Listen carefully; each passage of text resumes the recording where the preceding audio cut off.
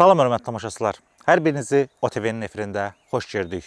OTV-də onun çağıdır. Onun çağının bu dəfəki qəhrəmanı xalq şairi Səməd Vurğundur. Bu dəfə xalq şairi Səməd Vurğun haqqında danışacağıq. Kifayət qədər ziddiyyətli, Azərbaycan ədəbiyyat tarixində öz imzasını qızıl hərflərlə atmış bir şəxsiyyətdir. 1906-cı ilin mart ayının 21-də Novruz bayram günündə Yusif Ağanın evində dünyaya gəlib.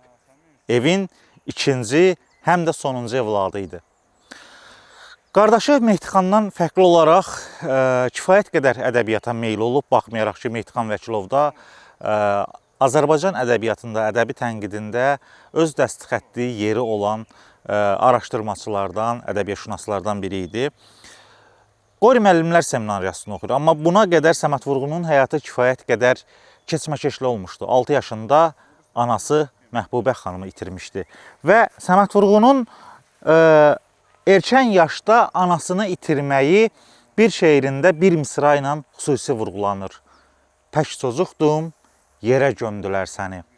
Və həmin şeirdə göstərir ki, Səməd Vurğun anasının gözləri önündə torpağa tapşırılmasını uzun illər həzm eləyə bilmir, barışa bilmir həyatın bu gedişatı ilə və onun gözlərinə çökür. Sonradan Acı Xatirələr poemasını yazır və orada onun uşaqlığının necə keçməsini aydın şəkildə bu misralarla görmək mümkündür. Yaxşı yadımdadır 9 yaşımda, ağaçdan qotazlı bir at mindiyim, aynalı dumduru bulaq başında ağır danışdığım, ağır dindiyim, ağır danışıb dinməyinin səbəbi anasının ölümü idi. Ondan sonra üzü gülmür. Yusif bəy isə, atası Yusif bəy isə müflisləşmiş bəylərdən idi. Var dövləti əlindən çıxmışdı. Çar Rusiyasının mövcud qanunvericiliyi, kəndli əsasnamələri onun torpaqlarını əlindən almışdı.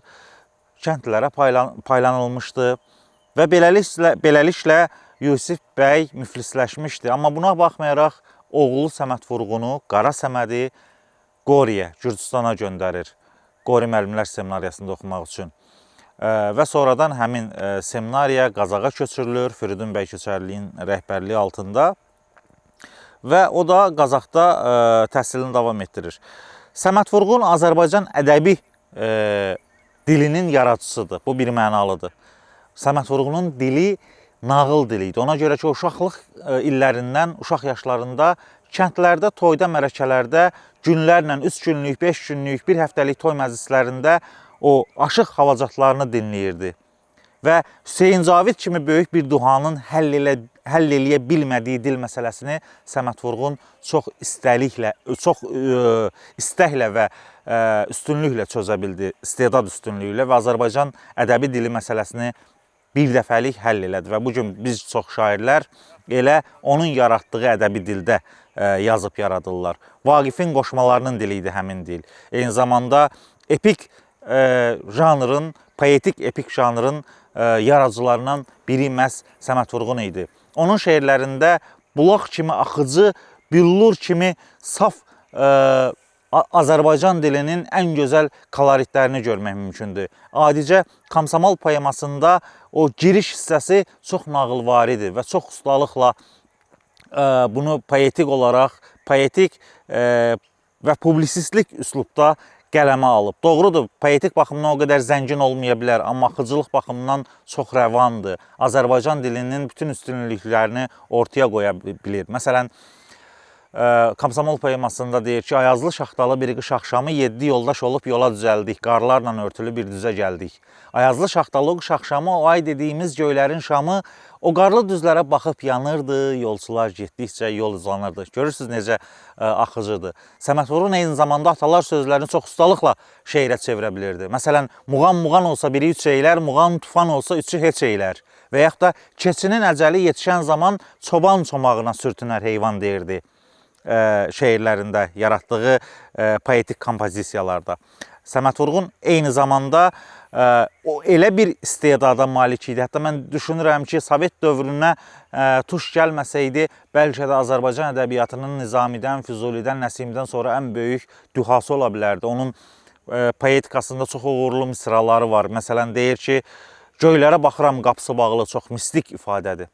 Və yaxud da ki, ağılsız köpəklər ulduza hürər, minlərlə bu cür o ay dediyimiz göylərin şamı ifadəsi çox uğurludur, amma ardı gəlmədiyi üçün Səməd Vurğunu biz həmin o Füzuli Nəsimi zirvəsində biz görə bilmirik. Ardını gətirə bilmədi. Bəlkə Sovet dövrünün kəsə-kəsi imkan vermədi. Eyni zamanda Səməd Vurğun ona görə ziddiyyətli idi ki, verilişin başında dedim, cumhuriyyətçi şairlərin, oturub durduğu cumhuriyyətçi şairlərin sonradan onların həbsindən, ölümündən sonra arxasınca poetik badalaq gəldi. Məsələn, nə mən nə sanılıyam, nə də Cavadam, onlara düşmənəm, onlara yadam. Sanılı ilə bağlı, Əhməd Cavadla bağlı bu ifadələr indi o qədər də xoş təəssürat doğurmur. Bundan başqa Səməd Vurğun onu deyirdi ki, Azərbaycan Xalq Cumhuriyyətinin qurucusu Məmməd Əmin Rəsulzadə ilə bağlı. Deyirdi ki, indi xəbər verim oxucuma, mən o millət rəhbəri Rəsulzadədən toplamış məscidə müsəlmanları, yağlı vədələrə tutub onları, deyir, Türkiyəni çağıraq kömək, bizə kömək olsun qılış çəkərək. Yəni, sonradan düzdür, Məmməd Əmin Rəsulzadə bu məsələyə münasibət bildirir, deyir, Səməd Vurğun məni mənfi obrazda qələmə versə də əslində məni unutturmağa qoymadı. Hətta o misraların sonradan çıxarılması məsələsi gündəmdə idi, amma çıxarılmadı, o cürdə çap olundu məlum əsərdə. Səməd Vurğunla bağlı başqa bir nüansı qeyd eləmək istəyirəm. Onun yaradıcılığında xüsusi bir dəst xət var, Sovet ideologiyasına səmimi inanırdı. Amma ömrünün son aylarında deyəsən hiss eləmişdi yanıldığını Nəriman Nərimanov kimi və digərləri kimi. Və hətta bir dəfə iddialara görə Mikayıl Müşfiqin həbsdən azad olunmasını Mirzəfər Bağırovdan xahiş eləmişdi. Ancaq Mirzəfər Bağırov demiş ki, artıq gecdir. Yəni, bu cür danışırlar. Bundan başqa bir məsələni də deyim ki, Azərbaycan ədəbi əlifbasının dəyişdirilməsində o boyda zalda Mirzəfər Bağırovun rəhbərliyi altında keçirilən tədbirdə yeganə etiraz edən şəxs məhz Səməd Vurğun idi. Yəni, kifayət qədər milli adam idi. Öz xalqının təəssübkeşi idi. Bir məsələ var, Latviyalı qonaqlar gəlir, şairlər gəlir Azərbaycana. Daha doğrusu Baltikyanı ölkələrdən, Latviya, Litva, Estoniyadan. Bənövşə, deyir, bu nədir, nə bitkisidir, deyir, bənövşə. Qopartmaq istəyəndə deyir ki, onu elə iyləmirlər, qoxulamırlar. Dizinizi atın yerə, elə iyləyin. Və onlar o cürdə eləyirlər. Deyirlər ki, axı elə bir qoxu gəlmir. Deyir, mən sizi Azərbaycan torpağına baş əydirdim. Və təbii ki, bu xalq yaradıcılığının örnəklərindən biridir. Səməd Vurğun gənclərə yol açan adam idi. Şair Əliağa Kürçaylını bir-iki şeirinə görə, çap olunan iki şeirinə görə onun şeirlərini bəyənir, gətirib Bakı Azərbaycan Dövlət Universitetində tələbə olaraq adını yazdırır. Və Bəxtiyar Vahabzadənin də məşhurlaşmasında Səməd Vurğunun böyük xidmətləri olub. Eyni zamanda Kəlbəcərin Dəmirçidam kəndində ot biçənəyində zəhmətkeş kimi gündəlik güzaranını yaxşılaşdırmağa çalışan Aşıq Şəmşir Kəlbəcərlinin Azərbaycan miqyasında tanınmasının əsas səbəbkarı da Səməd Vurğunu idi. Aşıq Şəmşir Dəli Dağdan keçəndə kəhlikli daşlardan xəbər al məni, Ceyran bulağından qızlar içəndə saz tutub söz qoşub, yada sal məni.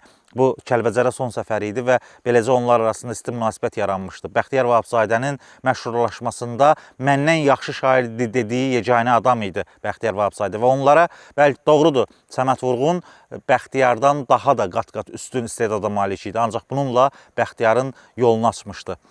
Və belə hörmətli tamaşaçılar, çox uzatmaq istəmirəm və onu demək istəyirəm ki, Bəxtiyar Vahabzadələr və Əliağa Kürçaylılar bu qəbildən olan məsələləri uzatmaq olar, onun qabağa çəkdiyi, çörək verdiyi insanları. İstənilən halda bütün ziddiyyətləri ilə Səməd Vurğun Azərbaycan ədəbiyyat tarixinin unikal şəxsiyyətlərindən biridir. Ziddiyyətli olsa belə Azərbaycan tarixində mənfi və müsbət keyfiyyətləri ilə böyük iz qoymuş sənətkardır. Sağ olun, salamat qalın. Siz Səməd Vurğun haqqında hansı fikirdənsinizsə verilişimizin şərh bölməsində yazın, videolarımızı paylaşın, şərh verin və ən əsası kanalımıza abunə olmağı unutmayın. Sağ olun, salamat qalın. Salam hörmətli tamaşaçılar. OTV-nin... Bizi dəqiqə, söndü təzdən.